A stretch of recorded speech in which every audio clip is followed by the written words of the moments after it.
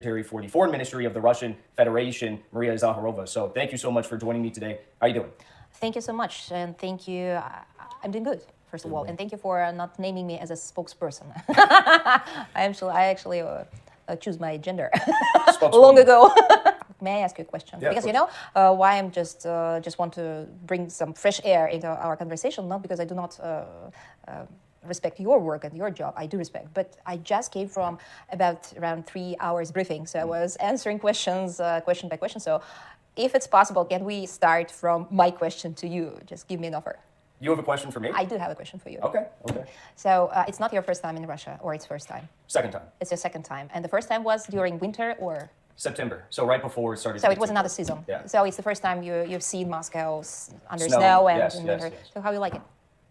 It feels like a winter wonderland. I came here like right after it was super cold. Yeah. And I caught it in the transitioning to spring part. So I love it. I mean, it's like a fairy tale picture, yeah. Yeah. It's like that Disney movie with Anna, the girl from the Tsar's family. Feels like that sort of around here. But you visited some places of interest. I don't know, theater, something like this. Cathedral of the Armed Forces. Oh, I've never been there yet. Really? Yeah.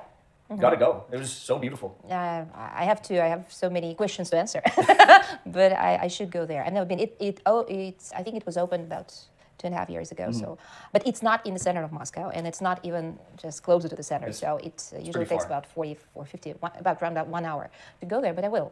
And what about the Moscow sightseeing? Have you seen anything? Have you seen? Well, I've been to Bolshoi on my last trip, and that was incredible. The metros are obviously really fun to go visit. Restaurants, Georgian food. I love Georgian food. Oh yeah. Yeah, but actually, it's a very interesting point, because in Russia we usually call it Georgian.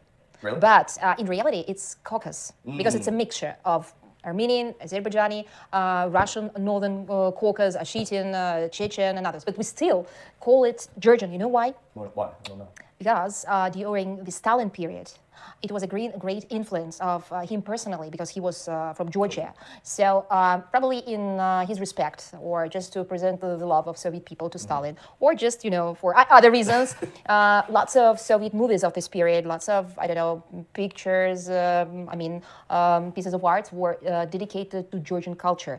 And it was a symbol which was just stick to Georgia, that this is the symbol of the whole Caucasus. And for example, shashlik.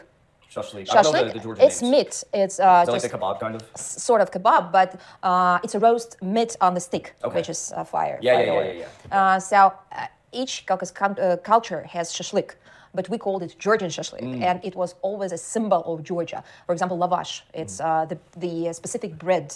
It's like the one with the cheese and the egg on it. Yes, that one's so several. So there are several types of lavash, and different regions of Caucasus has its own lavash. But still, in the generations of 30s, 40s, 50s, 60s, and up, it's a symbol of Georgian way of cuisine, of lifestyle, etc., etc. Just because of the great influence of those periods. One of the Georgian spots that we went into, they had the Caucasus hats. I don't know what they're called, but the ones that Habib wears when he goes out to fight in the UFC.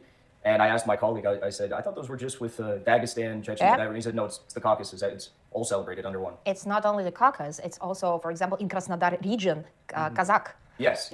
And for example, music, we have this Lizginka song, which actually, the title Lizginka, symbolize the people of Lizgin people. But still, from the Soviet period, everybody was sure that Lizginka is the dance of Georgians. I see. Which is just the part, it's how I interpreted this very interesting, thing that was from the Stalin's period.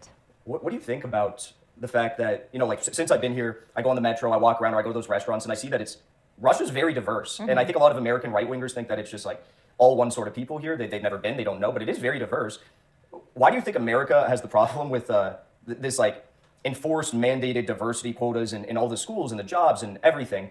But Russia has potentially even more diversity, but seems to not have these issues surrounding race, surrounding different cultures and religions. Why don't we have problems with race? I'll explain you. We do have lots of problems, as normal people usually do. There's no country, there is no society, there is no, state or subculture with no problems. We do have lots of problems. Economy, internationally problems, of course. But we really do not have any sort of problem based or somehow connected with racism, just because we We never had slavery in our country. We do not have something in mentality or from the history. It's not probably my job to explain, but I do realize is that we never has the slavery things. We never treated people because of the color of the skin or the color of their eyes or the shape of their heads or I don't know, something, Whatever. yeah, whatever. Never treated as slaves. We Fortunately, it's one of the best things that ever happened to my country, and this is one of the basics of our culture. Never treat people under these circumstances or using such I don't know, ways or such narratives. We never did it, and I hope that and I think there's something very close to disease, that we will never have this disease in the future. Yeah. So that was 2 days ago. Today is Wednesday, so that was on Monday here in the Ministry of Foreign Affairs. We held the presentation of a documentary movie under a title Black to USSR. Can you imagine what could happen in the United States of America or in Britain or in even France or other countries if such a thing would happen with this black word inside of the title? They will start, I think, investigation who is and what color of the team who prepared this movie, who is the manager, who is the director, does he or she has a right to use the word black? And this documentary was and is dedicated to the relationship between Russia, Soviet Union and Russia, with African countries, African people, and Africa in general. Okay. So that was, it was a game of words. Back to the USSR, you do recall this song. And so they use black instead of back.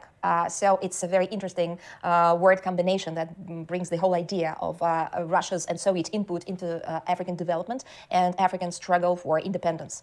So we never even had an idea, and the authors of this documentary had never an idea that that could raise some bad emotions in Russia or in Africa, addressing Russian people, saying that this is something humiliating, you are racist, you are somebody else. No, never. We never had this.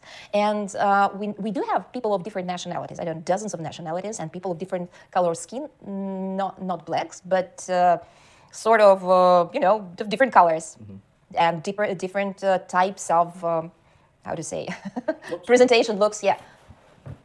Buryats, people from Yakutia, I don't know, people from Caucasus republics, or even Murmansk or Vladivostok. So a mixture of people of nationalities and countries. We never had this. So this is something that I thank God every day, that in the deepest, in the I don't know, in the DNA of Russian culture, we never had this racist or Nazist things. Yeah. And you never asked about this, but if I may, I will say that, to my mind, as I understand this is a major problem of the West, of the collective West, not the problem of, for example, I don't know, deep state, or not the problem of diversity of society or mixture of culture. No, but the approach to the people, which divides men and women in different levels or different quality of humanity, that there are people of the first quality, second quality, or out of quality at all. Yeah. So this is the deepest problem. I have an example, or I have something to prove. For example, that was, I think, one of the worst expressions I ever heard from the representative of Collective West. That was Borrell, Joseph Borrell, who is the representative of EU diplomacy, so-called. But of course, he's pro-American person, and that was his official statement. That wasn't something which hackers or, I don't know, somebody else searched out or heard, or it wasn't a backstage audio. No, that was his speech. That was his public address to the audience, when he was absolutely clear. That was a word-by-word quotation, that world is divided into beautiful garden and wild jungle. Come on, we're living in 21st century. What are you talking about? Do you realize what is wrong with you? And this is a problem. And this is the main plot, or this is the main reason of the problem of the collective West, that they're dividing people. They're very selective to people, not because of their, I don't know, quality of education or talents or gifts. I mean, you know, but they used to divide people into groups or into levels or different qualities just because of these racist or Nazi reasons. Yeah. I mean, you can see it today in the proxy war against Russia. It's like when you treat people as subhuman. And that lasted for, not for decades, but that lasted for centuries. You know, I was so surprised to read out, that was about 2 or 3 years ago, the fact that this is a fact about so-called Bible for I don't recall how it was figured out, for Africans or for black people, which were issued in Great Britain like 2 centuries ago. Have you heard about this? That they, for their reasons of as missionaries, or for their reasons as a monopoly, when they were visiting their colonies in different parts of the world, Brits issued and edited a special Bible in which lots of special parts were just cut out, which were dedicated to problems of freedom. They just cut it out, not to let people in Africa, for example, not to let slaves understand that each and every person is equal and free. So they just were issuing, or they were published. They published special editions of Bible. You can read about this in, verified sources. I'm not surprised. I'm not surprised. I mean, look at what's happening in the Sahel region today. You know, that this is why, after decades and decades and decades, they're finally standing up. And this is the answer on your question. You ask why American people don't know about blah blah blah. They do not know because they cannot use the variety source of information. They had just those sources of information. I mean, in general, which are proposed and prepared for them carefully, similar to this Bible I just mentioned, with these special pieces which are cut out, or special pieces which are underlined using yellow marker, just, to be much more focused on some things which are important for example, American government or deep state or some political parties. So they even not brainwashed. They are much more closer to zombie. And so another thing, in nowadays it's not very expensive to buy a ticket. And it's very simple to get Russian visa. You do not need to go to Russian embassy or general consulate. You just can apply online and get your Russian visa with no conversations, with no meeting Man in Black or Mr. Smith. No, you just apply for a visa online and get it within a couple of days. You can come and see. You can go and see. But there's so much, majority of Americans, they're so much brainwashed and they're so much frightened by people like, for example, Hillary Clinton. The ghouls and the witches. People are scared that I came here. They think something bad's going to happen to me. I tell them, I said, Moscow, it's probably safer than being in Miami, where I'm from right now. It's very safe. Or Paris. Or Paris. You can't leave your phone on the table while you're having dinner in Paris. Yeah. Someone will come up and snatch it. It's not about putting your mobile phone or your cell phone on the table. It's about driving a car and not being safe, because somebody just can ride a bike and just can broke the window of your car. I do remember that happened to our delegation. We've been in Paris. That was about, I think, 4 years ago. We have a cortege. With a major car for the minister, with the several cars for his deputies, for his team, with the security all over. Bikes and special jeeps, and we have a small bus for the media. And this small bus for the media was also the part of the official cortege. And that happened to our media because 2 people riding a bike, they just came closer to the bus and they started to break the glass just to take some luggage or some bags from the bus. Wow. Yeah, and that happened in the tunnel because we were on our way to airport or from airport, so that was not the middle of the city, which is full of police, but that was closer to the airport area, so that happened to our cortege. I've seen it with my own eyes, and I was told many times not to go here in Paris or not to go there in Paris in the dark time because, and I told, what? It's Paris, guys. What is going on with you? What is wrong with you?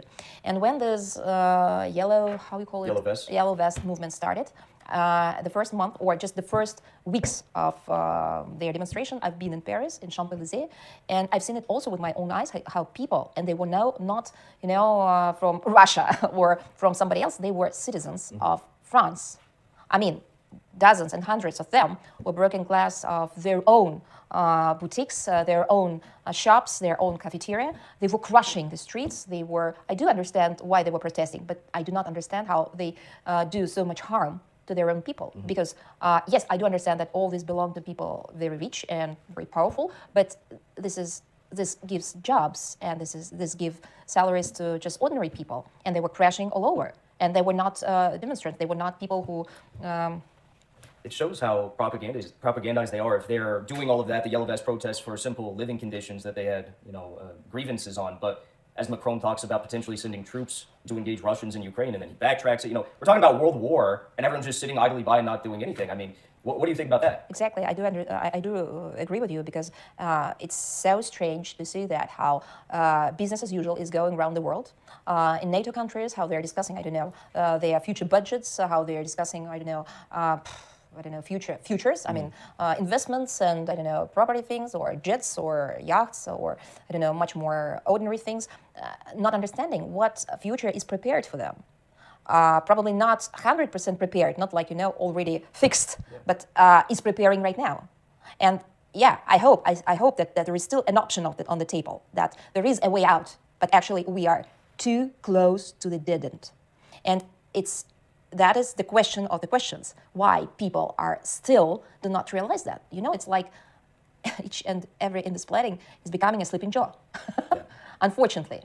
And I don't want to be panic. I don't want to bring more panic. I don't want to, to make it hysteric. But I really think that we should be responsible for the future of ourselves, our parents, and our children. Mm-hmm. And if we want to be responsible, we should ask those guys in Paris, Washington, London, Brussels, Berlin, Rome, what are you doing? Are you preparing for the war? Are you preparing for a new third world war? Or are you preparing for a nuclear war? For what purposes are all these billion budgets? Why are you not talking about peace? And people, past generations put peace as the title, as the main reason of their living. And why not using this word anymore at all? And you're like, feeling not very good using the word peace.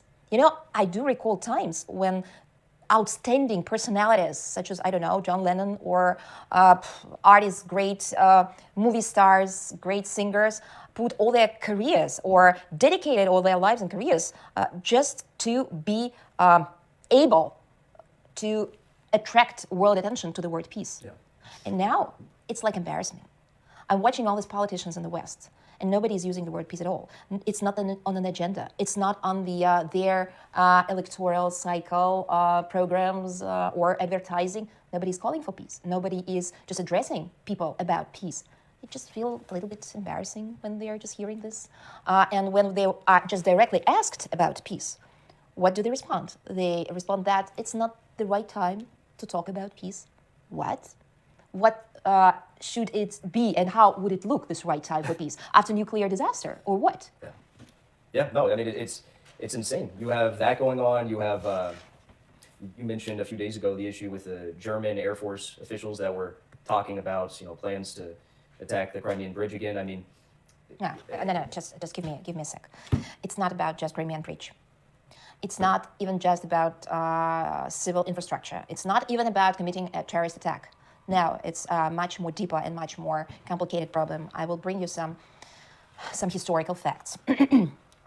This bridge, which as Kiev regime several, just 1,000 times underlined, never should exist because it would, as they told, won't be built ever. Mm-hmm. But it is existing. And this is a civil infrastructure.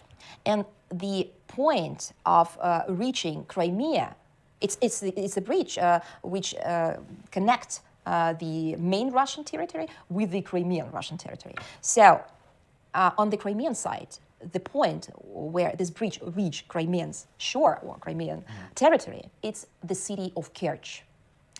This is the city when Nazis 80 years ago not only occupied the city, but killed thousands of locals. And there is in the middle, in the center of the city, Kerch, there is but the elementary school, elementary school. It's still existing.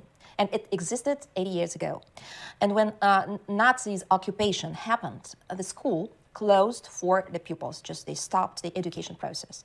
And when Nazi Germans just occupied the city, within several days, they made a special announcement for the local citizens, the citizens of city Kerch, that they should not be afraid of Germans, of occupation troops, and they should bring back their children to school, and the educational process should restart. And they reopened the school, and all the parents of 245 children brought their children to the school. Because, yes, that was a war and that was an occupation, but children needed to be educated. And that particular day, the Nazi occupation troops